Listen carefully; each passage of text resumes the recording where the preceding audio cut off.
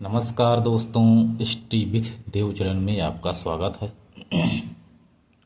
दोस्तों, पिछली वीडियो में हम महान्यायवादी पे चर्चा कर रहे थे, तो महान्यायवादी को पढ़ा। आज हम देखते हैं अब इस वीडियो में केंद्र एवं राज्य संबंध। जो केंद्र एवं राज्य का संबंध है तीन तरह का है: विधायी संबंध, प्रशासनिक संबंध तथा वित्तीय संबंध। जो केंद्र एवं राज्य का संबंध है तीन प्रकार से इनका वर्णन किया गया है।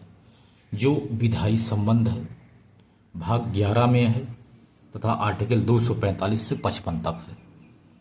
जो प्रशासनिक संबंध है ये भी भाग 11 में ही है, यह 256 से 263 तक है। ये भी भाग 11 में है प्रशासनिक संबंध। तथा केंद्र एवं राज्य का एक संबंध है जिसे कहते हैं वित्तीय संबंध। यह भाग 11 में नहीं बल्कि भाग 12 में इनका वर्णन किया गया है। जो आर्टिकल 264 से 293 तक इनका वर्णन किया गया है। तो एक एक संबंध पे चर्चा करते हैं। तो आज देखते हैं सबसे पहले विधायी संबंध। विधायी संबंध आर्टिकल 245। तो विधायी संबंध क्षेत्र के आधार पर विधायी संबंध 245 में वर्णित है। आर्टिकल 245 में क्षेत्र के आधार पर विधायी संबंध वर्णित है। विषय के आधार पर विधायी संबंध 246 में है, यानी दो तरह से है विधायी जो संबंध है। यदि क्षेत्र के आधार पर देखा जाए विधायी संबंध तो 245 में इनका वर्णन किया गया है। यदि विषय के आधार पर विधायी संबंध देखा जाए तो 246 में है। संसद का राज्य के विषयों पर विधि बनाने का अधिकार होता है, यानी संसद का राज्य के विषयों पर विधि बनाने का अधिकार, संघ का राज्यों के विधि बनाने की शक्ति पर नियंत्रण आदि होता है। इसीलिए इसे विधायी संबंध कहते हैं। यानी कोई भी विधि हो, नियम हो राज्य के विषय पर, इस पर संसद नियम बना सकता है, इसका अधिकार है। तथा संघ का राज्य की विधि के जो है राज्य विधि, इन पर भी राज्य विधि बनाने की भी शक्ति संघ के पास है। यदि तो हमने जो क्षेत्र के आधार पर था विषय के आधार पर बताया है, तो देखते हैं दोस्तों क्षेत्र के आधार पर विधायी संबंध। यह अनुच्छेद 245 में है। 245 में क्षेत्र के आधार पर विधायी संबंध 245 में है, यानी संसद का कानून भारत के पूरे राज्य क्षेत्र पर या किसी भाग पर यह लागू होता है, चाहे द्वीपीय हो चाहे समुद्री हो, इस पर भी यह लागू होता है। जो संसद का कानून है भारत के पूरे राज्य क्षेत्र पर लागू होता है। संसद के पास राज्य क्षेत्रीयता विधायन की शक्ति है। जो इष्टरा क्षेत्र हैं इन्हीं को ही क्षेत्रीयता विधायन कहते हैं। इनके इष्टरा जो क्षेत्र होते हैं अलग से, इनके प्रति भी संसद के पास शक्ति है, यह नियम कानून बना सकते हैं। यह संसद का कानून है। संसद का कानून भारत राज्य क्षेत्र से बाहर रहने वाले जो भारतीय हैं, कोई भी नागरिक हो, भारतीय नागरिक के एवं उनकी संपत्ति पर भी लागू होंगे। जो विदेशों में रह रहे हैं उन पर भी संसद का कानून लागू रहता है। विधानमंडल का कानून देखते हैं तो संसद का कानून है। तो विधानमंडल का कानून पे अगर चर्चा करें, उस प्रांत के अंतर्गत यह लागू रहता है राज्य के। कुछ इनके अपवाद हैं, जैसे क्षेत्रीय समीस्थ हैं, यानी संबद्धता का जो सिद्धांत है यह अपवाद है। एक राज्य का कानून दूसरे राज्य में लागू हो सकता है जहां संबद्धता का सिद्धांत रहता है, यानी क्षेत्रीय समीस्थता। यदि राज्य एवं विषय वस्तु में वास्तविक निकट संबंध है, किसी राज्य एवं उनके विषय वस्तु में कोई भी वास्तविक निकट संबंध है, तो यह वहां पर भी लागू हो सकता है, इसका यह अपवाद है। अन्यथा विधानमंडल का कानून उस प्रांत के अंतर्गत ही लागू होता है। इसके बाद विषय के आधार पर विधायी संबंध पे देखते हैं। दो आर्टिकल 46 में है, जो आर्टिकल 246 में है, विषय के आधार पर विधायी संबंध देखते हैं। यानी 7वीं अनुसूची में केंद्र राज्य मध्य, जो केंद्र एवं राज्य है, इनके मध्य शक्तियों का बंटवारा है, जो 3 सूची में है पूरी तरह से। ने बताया था दोस्तों, सूची में 3 सूची हैं। 7वीं अनुसूची में केंद्र राज्य के मध्य शक्तियों का बंटवारा है। पहली है संघ सूची, यानी इस पर संसद यानी संघ कानून बना सकता है। मूलतः इसमें 57 विषय थे, वर्तमान में 98 विषय हैं। उदाहरण तौर पर देखा जाए तो रक्षा, विदेश, संचार, बैंक, बंदरगाह, परमाणु ऊर्जा, रेल, आयकर, कृषि आयकर को छोड़कर, जो कृषि आयकर इसको छोड़कर आयकर भी, तथा नागरिकता आदि संघ सूची के विषय हैं। इस पर संसद कानून बना सकता है, यानी संघ सूची है। कृषि आयकर को छोड़कर जो आयकर होते हैं वो भी संघ सूची के ही विषय हैं। राज्य सूची, यानी इस पर विधानमंडल कानून बना सकता है सामान्यतः, और जैसे राज्य यानी विधानमंडल चाहे राज्य इस पर कानून बनाएगी। मूलतः 66 विषय थे, वर्तमान में 59 हैं। लोक व्यवस्था, स्वास्थ्य, भूमि, कृषि, सिंचाई जो है आदि, ये सभी, पुलिस, ये सभी राज्य सूची के ही विषय हैं। समवर्ती सूची देखते हैं, दोनों इस पर कानून बनाएंगे, चाहे राज्य हो चाहे संघ हो। मूलतः 47 विषय थे, वर्तमान में 52 विषय हैं। जैसे शिक्षा, वन, वाट, माप, जनसंख्या नियंत्रण, परिवार नियोजन, विद्युत आदि। इन सभी पर कानून बनाने का अधिकार राज्य एवं केंद्र दोनों का होता है। यदि विवाद हो जाता है दोनों में तो क्या होगा? विवाद होने पर एक प्रश्न बनता है दोस्तों, यदि केंद्र और राज्य के बीच में विवाद उत्पन्न हो गया तब क्या होगा? यदि एक ही विषय पर संघ राज्य कानून बना दें तो संसद का कानून प्रभावी होगा। एक ही विषय है कोई, चाहे कोई भी शिक्षा ले लो, इस पर राज्य एवं केंद्र दोनों ने कानून बना दिया तो केंद्र का जो कानून है वही प्रभावी होगा। यदि एक ही विषय पर संघ राज्य कानून बना दे और राज्य का कानून जो है आर्टिकल 200 के तहत राज्यपाल ने राष्ट्रपति की अनुमति से स्वीकृत कराया हो तब विधानमंडल का कानून प्रभावी होगा। यानी दोनों लोग कानून बना देते हैं तो यदि एक अनुच्छेद है आर्टिकल 200, इसके तहत राज्यपाल ने राष्ट्रपति की अनुमति से स्वीकृति कराया हो तब विधानमंडल का कानून प्रभावी होगा। अन्यथा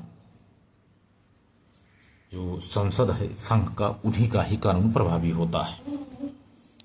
यदि अवशिष्ट विषय देखा, अवशिष्ट विषयों पर जो आर्टिकल 248 में है, आर्टिकल 248 में अवशिष्ट विषयों पर कानून बनाने की शक्ति सिर्फ संसद को है। यूएसए में अवशिष्ट शक्तियां प्रांत के पास हैं, लेकिन भारत में अवशिष्ट शक्तियां केंद्र के पास हैं। भारत शासन अधिनियम 1935 में अवशिष्ट शक्तियां गवर्नर जनरल के पास थी। ये विषय संविधान में वर्णित नहीं है, जैसे साइबर क्राइम, ये सभी अवशिष्ट शक्तियां हैं जो संविधान में वर्णित नहीं है। इस पर कानून बनाने का सिर्फ अधिकार केंद्र सरकार का है।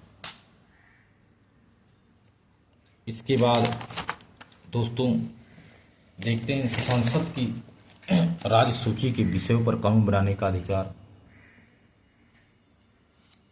संसद की राज्य सूची के विषयों पर कानून बनाने का अधिकार किसको है? तो संसद की राज्य सूची पर जो कानून बनाने का अधिकार कैसे है, तो कुछ 5 परिस्थितियां हैं। इन परिस्थितियों के आधार पर जो संसद है यह राज्य सूची के विषयों पर कानून बना सकता है। ये 5 परिस्थितियां हैं। पहला है आर्टिकल 249। आर्टिकल 249 कहता है कि राज्यसभा उपस्थित एवं मतदान करने वाले, यानी जो राज्यसभा के जो उपस्थित एवं मतदान करने वाले सदस्य हैं, ये 2/3 बहुमत से प्रस्ताव पारित कर दें तो संसद को राज्य सूची पर कानून बनाने का अधिकार मिल जाता है। यह शक्ति 1 वर्ष के लिए बाध्य होगी, एक वर्ष करके इसे बढ़ा सकते हैं। इसमें राज्य के विधानमंडल की विधायी शक्ति बनी रहती है, विधानमंडल की शक्ति बनी रहती है, नष्ट नहीं होती है। इसके बाद आर्टिकल 250, 249 देखा दोस्तों, इसमें प्रस्ताव पारित करना होता है।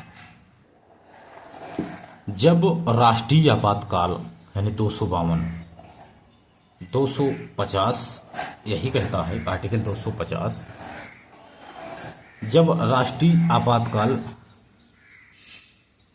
352 है दोस्तों, जब राष्ट्रीय आपातकाल लागू हो तो संसद को राज्य सूची के विषय पर कानून बनाने का अधिकार मिल जाता है। यानी जब राष्ट्रीय आपातकाल लागू होता है तो संसद को राज्य के जो भी विषय हैं, राज्य सूची के विषयों पर कानून बनाने का अधिकार मिल जाता है। ऐसे कानून आपातकाल समाप्ति के बाद 6 माह तक वैध रहेंगे, इसके बाद खत्म हो जाएंगे। ऐसे कानून जो आपातकाल समाप्ति के बाद 6 माह तक लगभग वैध रहेंगे, अन्यथा नहीं। राज्य के विधानमंडलों की विधायी शक्ति निलंबित नहीं रहती, यानी जो भी राज्य के विधानमंडल की विधायी शक्ति होती है यह निलंबित नहीं रहती है। यदि टकराव में देखा जाए तो टकराव में संसद का कानून मान्य होगा इस समय, क्योंकि राष्ट्रीय आपातकाल लगा रहता है तो इस समय टकराव होता है तो संसद का कानून ही मान्य होगा। एक आर्टिकल है 252, यह है कि राज्यों के अनुमोदन पर 2 या 2 से अधिक राज्य ऐसा संबंध प्रस्ताव पारित कर दें कि संसद उनके लिए राज्य सूची के किसी विषय पर कानून बनाए, तो यह भी इस बात पर भी संघ जो संसद है राज्य सूची के विषय पर कानून बना सकता है, लेकिन यह उन्हीं राज्यों में लागू होगा जिन्होंने अनुरोध किया है आप हमारे इस नियम पर, इस विषय पर नियम कानून बनाइए। बाद में कोई राज्य चाहे तो अपने विधानमंडल में प्रस्ताव पारित करके उसी कानून को लागू कर सकता है जो कानून किसी राज्य ने अनुमोदन किया है, अनुरोध किया है कि संघ से कि ऐसा कानून बनाइए हमारे इस विषय पर, तो वह सिर्फ उसी ही राज्य पर लागू होगा जिसने अनुरोध किया है। यदि दूसरा राज्य चाहे तो उस नियम कानून को विधानमंडल में प्रस्ताव पारित करके उस कानून को लागू करवा सकता है अपने भी स्टेट में। ऐसे में प्रस्ताव करने वाले राज्य उस विषय पर विधायी शक्ति भी उनकी समाप्त हो जाएगी। यदि ऐसा विषय जिस पर उन्होंने अनुरोध किया है कि इस पर आप कानून बनाइए, तो उस विषय पर जो विधायी शक्ति है राज्य की वह भी समाप्त हो जाएगी। एग्जाम्पल जैसे पुरस्कार प्रतियोगिता अधिनियम, वन्य जीव संरक्षण अधिनियम आया था, नगर भूमि अधिनियम, मानव अंग प्रत्यारोपण अधिनियम आदि पर यह नियम कानून बना है जो इस पर अनुरोध राज्यों द्वारा किया गया था। इसके बाद है आर्टिकल 253। आर्टिकल 253 कहता है कि अंतर्राष्ट्रीय संधि एवं समझौते लागू करने के लिए यदि आवश्यक हो तो संसद राज्य सूची के विषय पर कानून बना सकती है। कोई अंतर्राष्ट्रीय संधि हो, कोई भी समझौता हो, इसे लागू करने के लिए यदि संसद को लगे कि यह आवश्यक है तो राज्य सूची के विषय पर कानून बना सकती है। उदाहरण के तौर पर संयुक्त राष्ट्र सुरक्षा एवं प्रतिरक्षा अधिनियम जो जिनेवा समझौता हुआ था, जो जिनेवा समझौता अधिनियम यानी संयुक्त राष्ट्र सुरक्षा अधिनियम, इस पर संसद ने राज्य सूची के विषय पर कानून बनाया था। यह एक अंतर्राष्ट्रीय संधि समझौता था। आर्टिकल 356 है कि राष्ट्रपति शासन के समय, यदि राष्ट्रपति शासन होता है उस समय संवैधानिक विफलता के कारण यदि वहां राष्ट्रपति शासन लगा है राज्य में, तो संसद राज्य सूची के विषय पर कानून बना सकती है। इसके बाद देखते हैं संसद का विधानमंडल पर नियंत्रण का अधिकार कैसे होता है। तो राज्यपाल राज्य विधानमंडल के किसी विधेयक को आर्टिकल 200 के तहत राष्ट्रपति के लिए आरक्षित कर सकता है। हमने इसको बताया दोस्तों। कुछ विधेयक राज्य विधानमंडल में रखने से पूर्व राष्ट्रपति की अनुमति आवश्यक है। नियंत्रण तो ही है, जैसे व्यापार एवं वाणिज्य पर प्रतिबंध लगाना, तो संसद का विधानमंडल पर नियंत्रण है, इस पर अधिकार है संसद का। जब वित्तीय आपातकाल के समय राष्ट्रपति वित्तीय एवं धन विधेयक को सुरक्षित करने का निर्देश दे सकता है, यह भी राज्य पर नियंत्रण है संसद का। दोस्तों ये था। तो दोस्तों मिलते हैं और बेहतरीन क्लास में, तब तक के लिए धन्यवाद।